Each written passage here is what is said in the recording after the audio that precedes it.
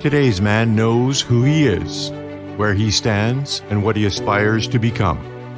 Solid in his convictions, owner of his destiny, ever evolving into husbands and fathers our wives and children expect and deserve.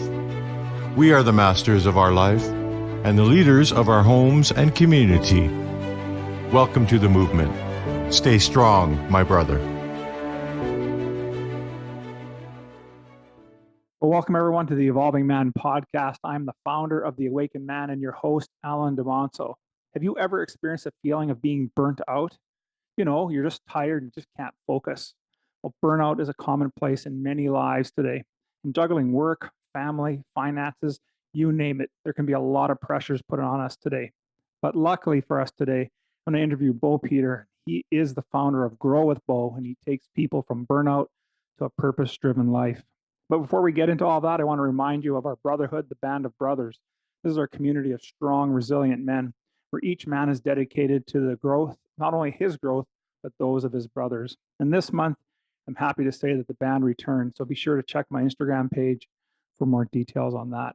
But in the meantime, if you're really interested in raising your standards as a father, a husband, an entrepreneur, then I encourage you to participate in the Hero's Quest. It's a 90-day mentoring program designed to elevate and improve at least one aspect of your life.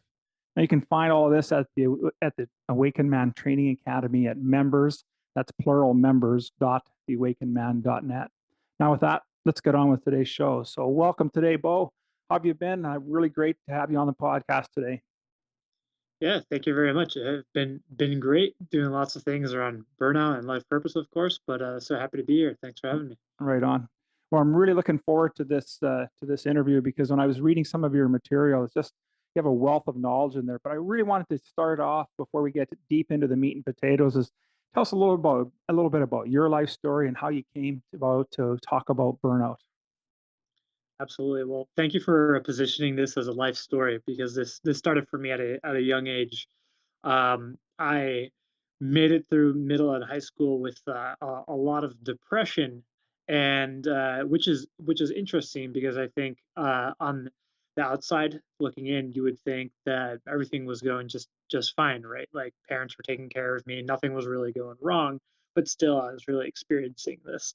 And it wasn't until I found my life purpose all the way back when I was 16 that I really started to get out of this depression, and that has been the driving force for me ever since then. Now it's evolved obviously, but I learned all the way back in high school that the only way that I was going to really enjoy life is if I was living my purpose, which was to help others and help to make the world a better place.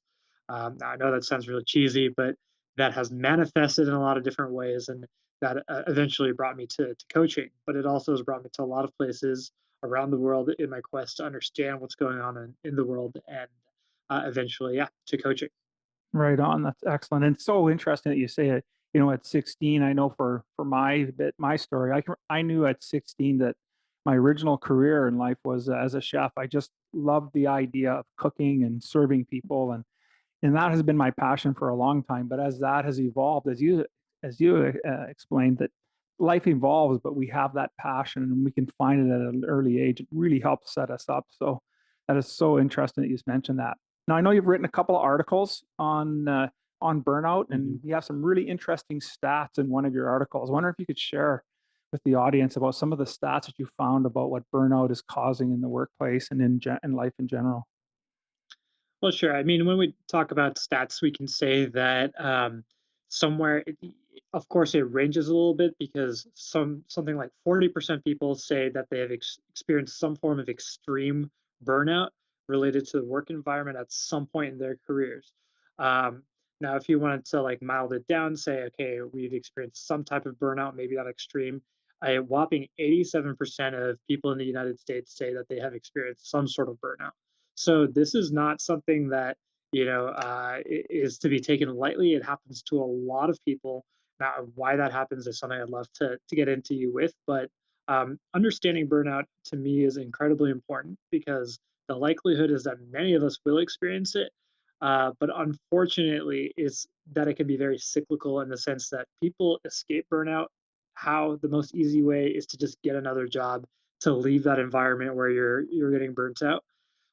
But the downside of that is that you're not setting the boundaries, figuring out your life purpose, doing all the things that would help you to avoid burnout next time. And so it's very possible for people to experience burnout more than once. And in my case, I've also experienced it 3 times. So I know exactly how that burnout cycle works. Wow, that's incredible, and it's so true, right? Like we think about, well, I'll just change job or I'll change my relationship, but the thing that doesn't Mhm. change is us.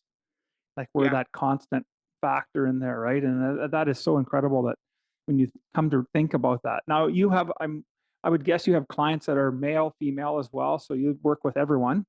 And Mhm. have you found that are there really any differences between men and women when it comes to burnout, or are we all facing the same thing?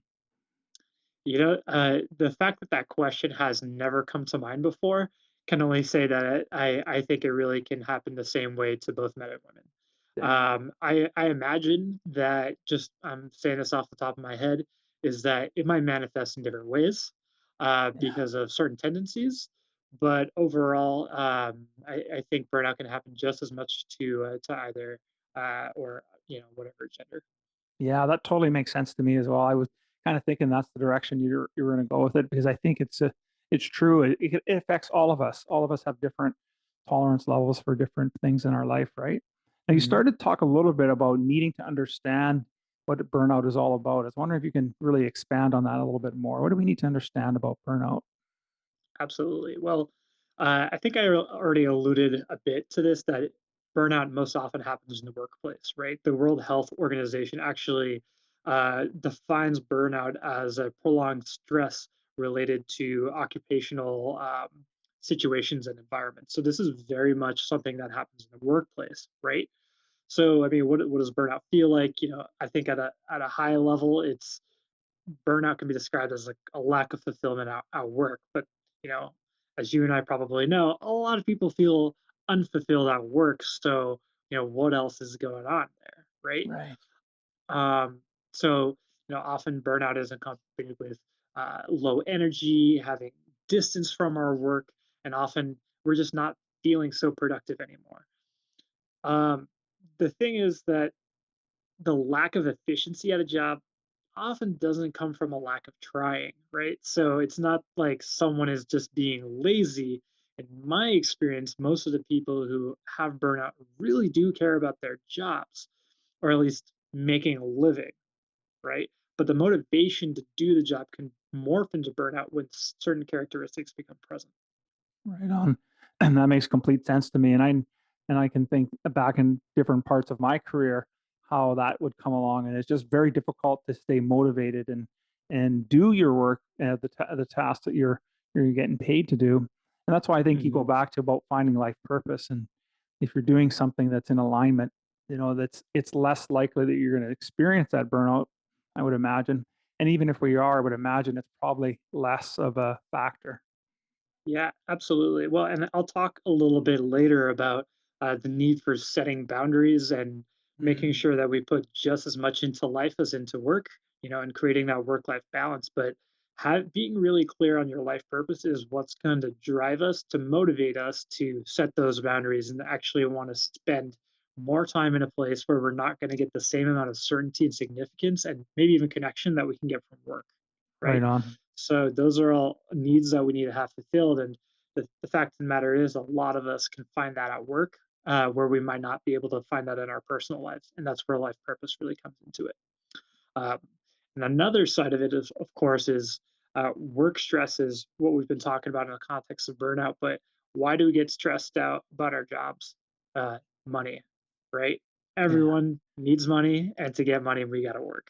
Um, so if you have that financial stressor and you're just pushing into work, pushing into work, pushing into work, then it's very likely that because you're getting that first financial stress at home, work stress in the workplace, it's very likely that you're gonna feel burnout.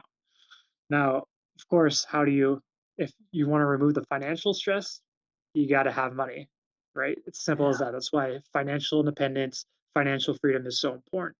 Well, what if you don't have that? Then you need life purpose so you can set boundaries. So that's that's how we can go about trying to find a solution to burnout. Right on. Oh, that's excellent.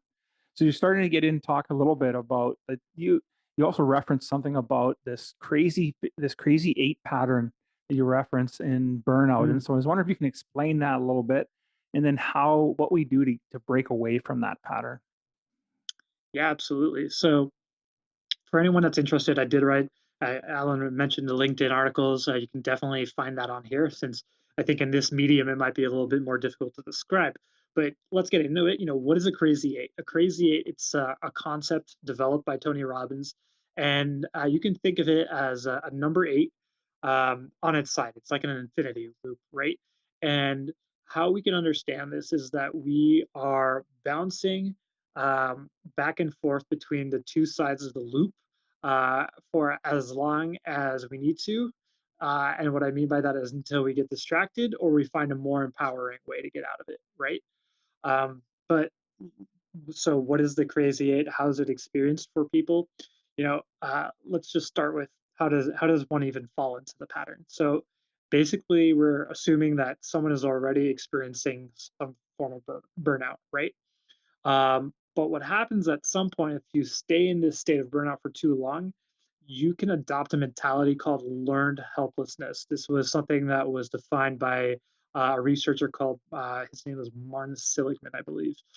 And in any case, when you adopt learned helplessness, you start to believe that you have no control over the situation, which is very very common in work environments where you don't that can cause more burnout. And I guess I didn't really get into that, but let me take a back step back and talk a little bit about Sure. work environment.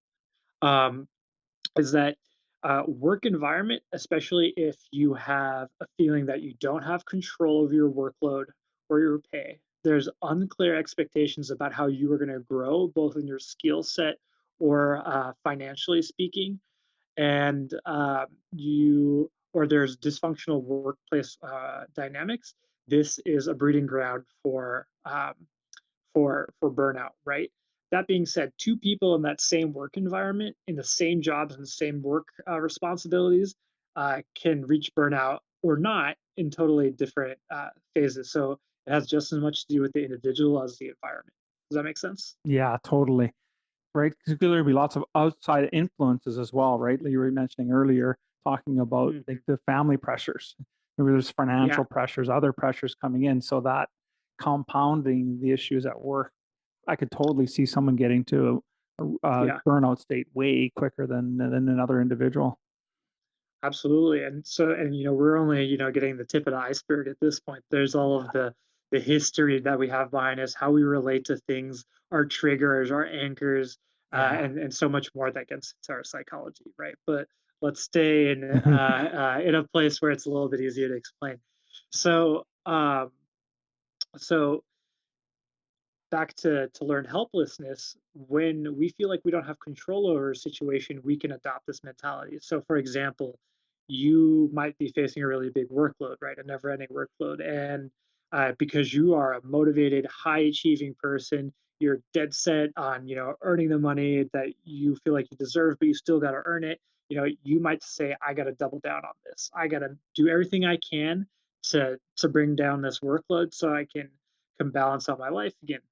The tricky thing is about workplaces is that there's always a never ending list of tasks, right? There's always going to be more work to do, right? And so that person could work hard and they get very little extra rewards for it, and they only get more stress. They're not spending time with their family, they're not spending time on health, and it reinforces this idea that they have no control over their life, their work situation. And that's what creates this learned helplessness and starts the pattern of the crazy eight. Right. That makes total sense to me. So do you think it's possible that we can actually prevent burnout, or is this just something we're doomed to experience in our lives? Um, so I hope that we're not all doomed to experience burnout, right? That being said, I am a firm believer that painful experiences can teach us far more than experiences of pleasure and happiness. But still, that does not mean that we're all doomed to experience. Now, to experience burnout. I think I already mentioned earlier about the organizational culture being really important Yeah. to whether or not you experience it. And then actually yesterday I was having a discussion with a gentleman. His name is Paul. He, Gu- Gu- well, okay, his name is Paul, and he is excuse me, Paul, for messing up your last name there, Gugliotti, I think. And he is a board member of a lot of financial companies. And I asked Paul, I said, who do you think is responsible for creating or for mitigating burnout? And I loved his answer. And I wasn't sure which way he was going to go with it. But what he said is that it is absolutely the responsibility of leaders to make sure that the people who are working for them, the people that are looking up to them, are making the time for work life balance. And if from a leader's perspective in your organization, you have to create a situation where you are promoting that work-life balance. You're promoting a culture of going home on time, promoting a culture of shut off when it's time, right? And promoting a culture of knowing that you can't get everything done all at once. And Yeah. some people call that planning. You got to plan ahead.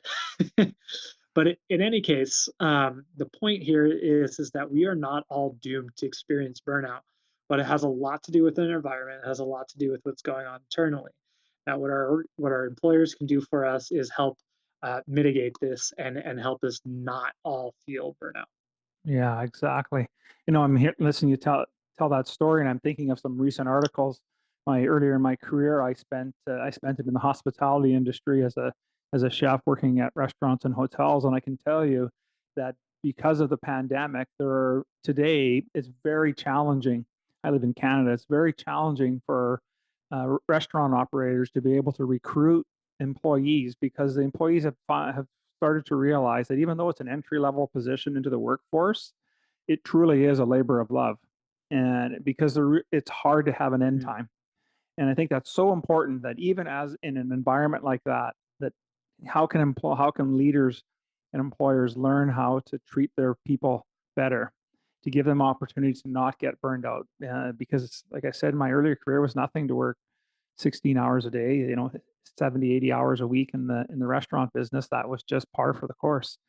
Uh, and mhm. that's just not sustainable. And it's just not sustainable for anyone. So I think that's such a profound statement that Paul brought up and was able to to make clear. Is I think that's so important.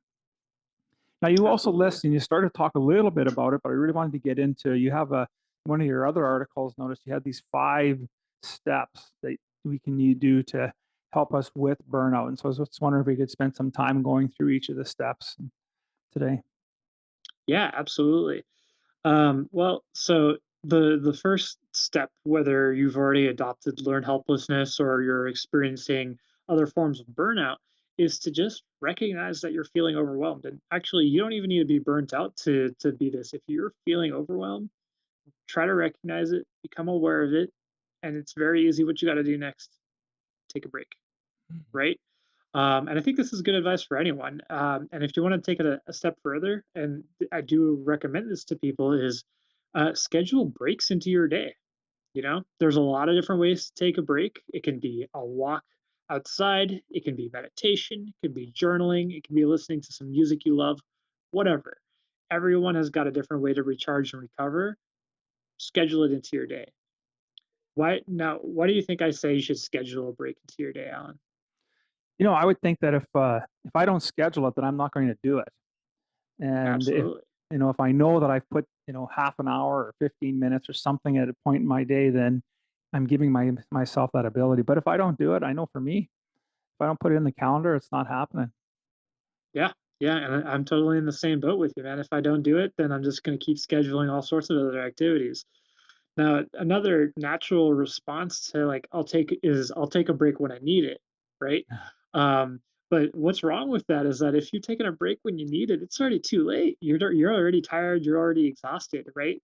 So by scheduling into our breaks, we can proactively manage our mental and physical health, which brings us into the next step, which is to take care of yourself physically and mentally.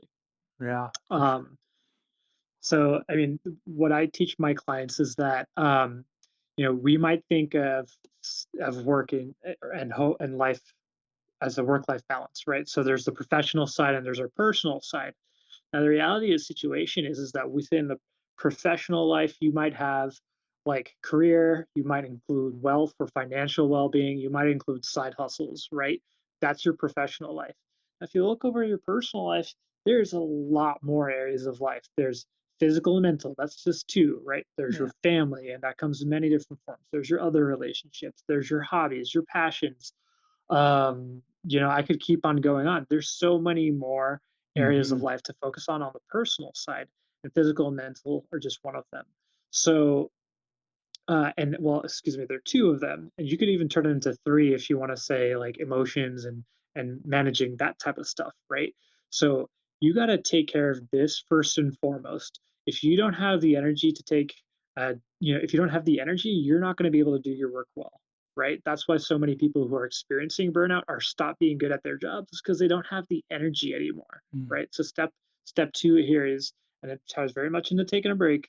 Take care of yourself physically, take care of yourself mentally so that you have the energy to be present in all moments of the day. Yeah, no kidding. That makes so much sense, right? And even the taking the break, and I'm thinking of, a bad habit that I would get into at work was having my lunch at my desk. So I'm Hmm. not Hmm. necessarily taking a break, right? I'm still pounding away at an email or working on a report and doing something, but I'm not really taking a break. And so I really like that you're saying about, take a break, but then also something physically and mentally that you can take care of yourself. And so really that's removing yourself from that environment. The 15 minutes or the half hour or whatever that break is that you're giving yourself is a big game changer for us. Hmm. Yeah, totally agree. Yeah, and since we're on the subject, I would say when you're taking a break, try not to get too distracted by other stuff. That means don't pull out your phone, don't look at everything on Instagram, don't look at more emails. Like take a break for you, right? Take a break and focus on that break. Um, that other stuff feels like it's instant gratification, and I understand why people do that, but it doesn't help you recover and recharge like you need to. Yeah, fair enough, right? So we've got two of the steps in. We've got recognize. First thing we need to do is we need to recognize that we're in a state of getting to burnout or being burnt out. Now we're going to schedule some time in. We're actually going to take some time away for ourselves, some physical and mental care, whatever that Mhm. looks like for us. And then what's the next step then would you recommend that people do to manage their burnout? Yeah, absolutely. And I think it's at this point where most people say, all right, I'm realizing that I'm overwhelmed, I'm taking some breaks, but still not enough. I'm gonna jump ship and do something else, right? And that's when they Yeah. go find another job, and they go through this whole pattern again. Now, this next step is just to get really clear on what really matters to you. I mentioned that there's these different areas of life, right? Which areas of life really matter to you? And if you want to make this really clear, figure out what your life purpose is. Now, Yeah. you and I both know that figuring out your life purpose, it seems like a really daunting task, but with the right inquiry and the right questions, you're able to find out what your life purpose is. And once you know that, you can make sure everything else aligns with it, Yeah, right? absolutely. Hmm. Yeah, absolutely. I was just going to say that I really like the idea of getting clear, and I think for a lot of us that we think that we're clear if we make a list. Well, this is what I need to do, but it's more than that. And I also appreciate you mentioning about asking yourself the right questions and getting that. And I'm sure you have a part that must be part of your program and helping people through to really help them understand what clarity means. So I think that's really important. Absolutely. Yeah. So what about the next step? We're clear now. We're getting clear. We've done that process. A couple more steps to go here. What would be the next step to we would take? Yeah. So part of the getting clear process is making sure that there are other things in your life that really matter to you so that you can do this next step, right? So like I mentioned before, it's family, it's health, it's our mental health, it's our emotions, it's our hobbies, it's all these things, okay? Once we're really clear on that, we can go to this next step, which is setting boundaries. So there's Mm, two parts to setting boundaries. The first step is getting clear and making sure that we schedule time for those things outside of work, or by taking those breaks that we scheduled earlier. The second part of setting boundaries, and this is the harder part, in my opinion, is saying no, right? When you get asked to do more work, You don't have to say, no, boss, I'm not doing that. You got to say, hey, you know, thank you very much for offering me this opportunity to work on this. I'm looking at my list of priorities. Where does it fit in here? And if you think it's a higher priority of what are we going to move to next week or the week thereafter, right?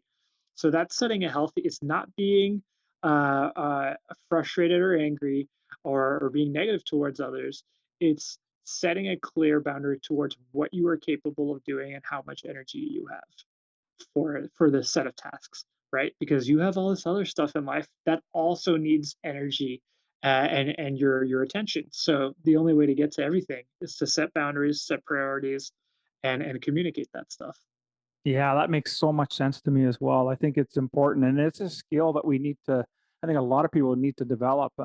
One that I've worked on as well is being able to how to say no in a way that is still respectful and understood that it just means no, not right now, Hmm. or to helping define that priority, especially when you're in a work environment and as a leader of individuals, sometimes you forget all the other things you've piled onto them that needed to be done now as well. And so it's good to have be able to have that dialogue and be able to work with your superiors and that to work through it so that it makes sense, right? Because in the end, the productivity is going to be poor, and you're not going to have the greatest output. And if you can manage that, it better. So, what about priorities, though? Also, you talk about setting boundaries. Do you find that you need that boundaries are also important in the from the home perspective as well? And because you talked quite a bit about work, I'm wondering what your thoughts are on doing boundaries and that for in the home environment. Yeah, just like in the home environment, the best way to set boundaries is by setting sustainable habits that you've communicated. Yeah, So, for example, instead of saying, no, honey, I'm not making time for you tonight, you say you commit yourself to at least one night a week, and it's best if it's the same night a week, to having that date night, you know, making time to specifically spend time with your partner or your significant other. And if you're single, that means you're spending that one night a week to develop those relationships that could turn into those lifelong friendships, right? Or partnerships. So by committing ourselves to something like this, we're setting, we're building walls in our routine. We're setting boundaries where it's also very clear to that other person when you're going to be there for them, right? And I'm not yeah, saying like, okay, give them the one night and that's it. Just like at least have that one night where it's very, very clear. And then you could have some other nights where it's like, for example, for me, Monday and Tuesday night, I like to work a little bit longer and do a couple of the other things. And that's now clear with my partner and I, but she knows Wednesday tonight is date night and we're going to have a really good time tonight. And yeah. so that helps set a routine that makes it really clear that we have all these other things that also need our attention. Yeah. Well, and it builds mutual respect within the relationship because now you're honoring them as well in it because you're being able to set that, you're clear with it. You're actually Hmm. practicing all of the other three steps in being able to manage and handle the potential of burnout that can come along. So I think your explanation there on boundary setting is outstanding. That's just great. So we have one last step here to get to. So we've recognized that we're overwhelmed. We're starting to schedule ourselves some break time away from everything. We're taking some physical and mental care, doing the things that resonate with ourselves, getting really clear now, and we're clear on our life purpose, clear what it is that we're trying to do, and you set some boundaries. What's the last step that you would recommend to help with the With burnout. Yeah. burnout, boy? Yeah. It's so the very last step is to get support, right? And the last step is getting support because once you've done some of these other steps, it's again time to communicate how others can help you. But even before you do that, getting support can look like talking to your partner, talking to some friends, talking with whoever you can be vulnerable with, and just getting that emotional support, just validating the way that you're feeling, right? So it ties it back into to step one, but just like having someone to be there and say, you know what, yeah, it makes sense that you feel this way. Not like that they're going to help you try to fix it necessarily, but just getting that validation and support, because sometimes that's really important to hear. Yeah. Now, of course, if you're struggling with some of these other steps, if you're struggling with getting really clear on what matters to you, if you're struggling with setting boundaries, then it might make sense to get some professional help, whether it's a therapist or a coach who can help you get really clear on those things so that you can break out of this cycle, break out of that crazy eight, and stop experiencing these things. Yeah, absolutely. Well, that is outstanding stuff. I really appreciate that, sharing those 5 steps for folks. So you've been alluding to you have a couple of different programs in that. If someone was to be able to reach out to you, what would be the best way for them to be able to get in contact with you to learn a little bit more about burnout and how you can help them? Yeah, definitely. Well, I'm easiest to find on LinkedIn and Instagram. My handle on Instagram is at Grow.withbo. And if you find me there, you do have the opportunity to, of course, reach out to me directly. But what I do recommend is I'm happy to talk to anyone and everyone about their burnout. I've got a limited amount of hours set away every week for people to schedule an hour with me to just have that conversation. This is totally complimentary, totally free, no obligation into doing a program with me, but it's at Nice. least giving you some of that for at least that first discussion, so you can experience what coaching is like. And I promise I'm going to do my best to at least get you moving in the right direction, even if you don't want to work together with me. If you do want to work together with me, I do have an 8-week program that is a transformational program. It's not just about burnout, it is about getting clear on your life purpose, getting clear on those areas of life that matter to you, getting clear on some of those deeper, um, limiting beliefs, rules that we've set for ourselves, relationships that we have in life, and how we can change our meaning to those things so that we can live in a Nice. more fulfilled way.